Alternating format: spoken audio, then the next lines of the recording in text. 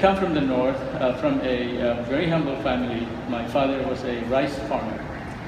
I wouldn't consider we were poor because there was always food on the table because, again, my father was a farmer. But there were no other things beyond that.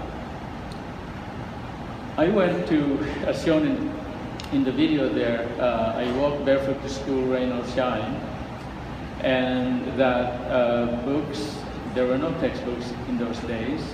However, it is significant, and this I cannot forget because we learned in that school at first grade arithmetic using 20 bamboo sticks.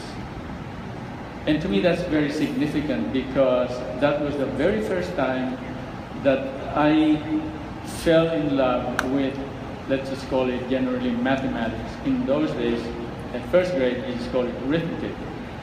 But I was intrigued by the possibilities of what the mind can come up with based on that discipline of mathematics.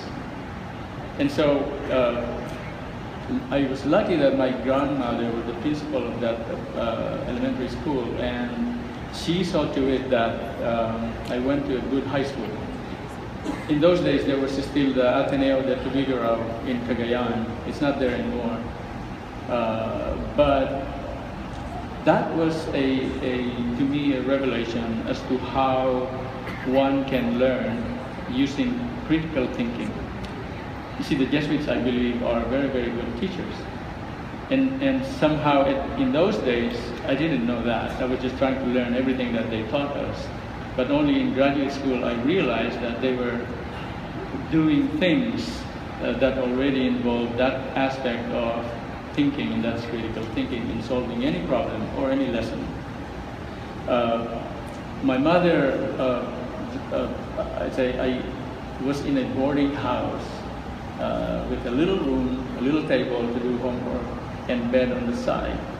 Imagine an 11-year-old kid. I was 11 years old when I started high school. All alone, wow. No one to talk to, no supervision. I tell you, it was really lonely. It was hard. But I persevered, continued for 4 years. That kind of environment. And that brought me to that first learning that, if you work hard, you can actually achieve many things. My grades from high school were superior, and I was able to enter Mapua Institute of Technology, enrolled in electrical engineering, and because of that my grades, I got full scholarship. So that helped my father in the not having to take care of me, taking more loans from the yield of the rice field.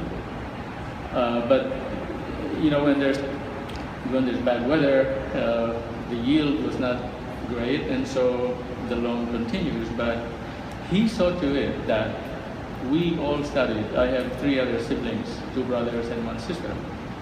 And that all of us went through that process. So after graduating from Mapua, I was really looking ahead to getting a good engineering job, and I was looking for a design job. In engineering, you are taught to create things, especially products, using all the mathematics and physics and other things that you learn in classroom and, of course, in the laboratory. I was not able to find any design job at that time. I hope the situation now is far better, because as an engineer, you look for that, and that's why you persevere in all of those tough courses, just so you can do what you like. So that led me to a very different discipline, and that is, I thought, if I cannot find the job I want, I might as well do something exciting. So I joined Philippine Airlines as a pilot trainee and started flying. Where's Tony here? I will fly for you anytime, Tony. So except that red color, I don't know about that. No, seriously, that's what I did. But it turned out that that was my ticket to go to the United States, Washington, in Seattle. Boeing hired me as a design engineer for the 747 project. I felt like I was in heaven. Wow. Designing, finally, I don't know, I just could not believe that I was there working with other engineers on the 747 project. At the time I joined, the rollout of the 747 was 2 years away, so there was a lot of systems integration, and I handled a few of those in the 747. However, I realized that if you look at the market of airplanes, it's actually small. How many airplanes will they design? Will they design every year? And how many engineers were there already practicing the trade, designing airplanes? There were thousands of them before me. So I got curious and started to look into other fields. And there is this field, or a bunch of courses actually, from Stanford and Berkeley that is called solid-state device physics. And I really love physics also besides math. I didn't know it then, but I was so intrigued, and I looked at the books, the recommended textbooks, and I thought, whoa, this could get me tied up for a long time. And I looked at other schools. Berkeley at that time was also an excellent school. So I enrolled at Stanford under that program in computer architecture and solid-state device physics. Little did I know that years later it is what we call semiconductors. So you deal with materials, exotic materials, silicon wafers and things like that, and begin to understand the mathematics of it, the physics and so on. And when I finally understood taking those courses, for example, just to explain a little bit about the math of it, the current equation of a solid-state transistor parallels the equation of electromagnetic theory.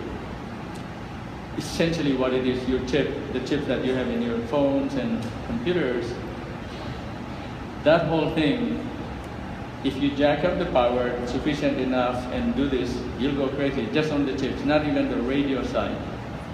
But it works. And again, that is something that I really love. And so my career in Silicon Valley spans 40 years now. First as a design engineer, manager, vice president of engineering. And then I had the courage to take some risks and started a company. The first company failed. The idea was good, but we ran out of money. We didn't know how to raise that much amount. A year later, I didn't give up. I came up with a slightly better design and was able to raise sufficient amount of money, of all things, from a real estate developer and some friends. And I was glad that that company grew, and we took it public. And to this day, that is still the company, the record has not been broken, even in Silicon Valley, the fastest to IPO. We took that company in 22 months from start to IPO at NASDAQ.